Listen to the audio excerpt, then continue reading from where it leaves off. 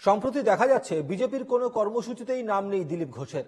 সাংবাদিকদের এই প্রশ্নের উত্তরে শনিবার দিলীপ ঘোষ বলেন, গত 3 বছরে দলের কোনো কর্মসূচিতে নেই, আমি অফিসিয়াল কোনো কর্মসূচি নেই। এখন সকালে মিডিয়া করি এবং অরাজনৈতিক প্রোগ্রামে অংশগ্রহণ করি। সব কর্মসূচি লেখা থাকে না, পাবলিক প্রোগ্রামগুলো লেখা থাকে।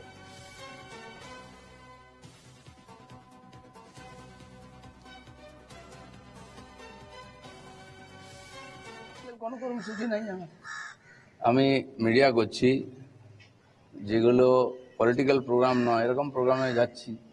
কালকেও সারাদিন বাইরে বাইরে ছিলাম, তো দেখা সাক্ষাৎ যেন আপাতত আমার কোনো এরকম পলিটিক্যাল কর্মসূচি নাই, থাকে না মাঝে মধ্যে। রেস্টও দরকার আছে কিনা।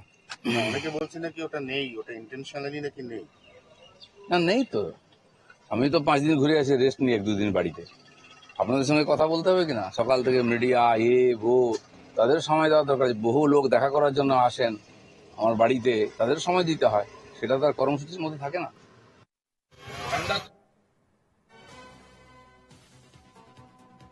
বিধান নস্কর আমাদের প্রতিনিধি রয়েছেন এই মুহূর্তে আমাদের সঙ্গে। বিধান, অভিমানী দিলীপ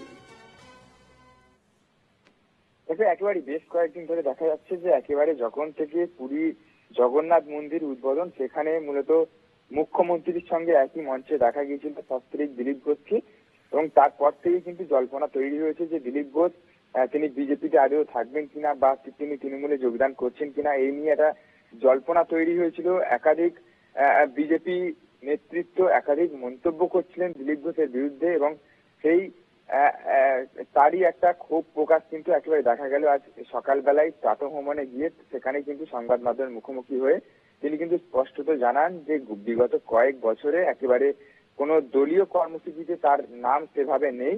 সেক্ষেত্রে কিন্তু একেবারে দলীয় ভাবে কিন্তু তিনি তার নাম থাকছে না একাধিক জায়গায়। তিনি কিন্তু একেবারে তার যে বক্তব্য সেখানে স্পষ্ট, তিনি কিন্তু একেবারে ক্ষুব্ধ বা বলা চলে একেবারে তিনি অসন্তোষ প্রকাশ করছেন। সেই কারণে কিন্তু তিনি অভিমানী বলে এমনটাও কিন্তু বলা যেতে পারে। এই যে দলীয় কর্মসূচিতে তার একাধিক যে কর্মসূচি থাকছে সেখানে নাম থাকছে না, যদিও দিলীপ ঘোষ তিনি যেটা জানান যে একেবারে দলীয় কর্মসূচিতে নাম না থাকলেও তিনি অরাজনৈতিক ভাবে বিভিন্ন অনুষ্ঠানে তিনি অংশগ্রহণ করেন এবং এছাড়াও দলীয় কর্মীদের সঙ্গে সময় কাটান। যেমন সকালবেলা করে একেবারে তিনি প্রাতঃভ্রমণে গিয়ে কর্মীদের সঙ্গে কিন্তু বেশ কিছুক্ষণ সময় তিনি প্রতিদিনই কাটান। সেক্ষেত্রে কর্মীদের সুখ দুঃখের কথা তিনি শোনেন। সেক্ষেত্রে কিন্তু স্পষ্টত আজকে যেটা তার বক্তব্যে স্পষ্ট যে তিনি একেবারে অভিমানী, এমনটাই কিন্তু তার বক্তব্যে স্পষ্ট হয়েছে। শুনি, আমরা আরেকবার শোনাই দিলীপ ঘোষ কি বলেছেন, সঙ্গে থাকো বিধান।